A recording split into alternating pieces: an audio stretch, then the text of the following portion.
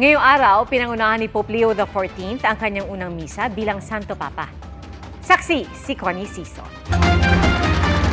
Ilang sandali pagkatapos mahirang ng bagong Santo Papa, sinalubong siya ng palakpakan ng mga kardinal habang palabas ng Sistine Chapel. Taimtinding nanalangin si Pope Leo XIV. Bumisida rin siya sa lugar sa Roma kung saan siya tumira ng ilang linggo. Nanalangin at nagbigay siya ng basbas sa mga naroon. Ngayong araw, pinangunahan ni Pope Leo XIV ang kanyang unang misa bilang Santo Papa. Dito, nagsalita siya ng Ingles sa homily.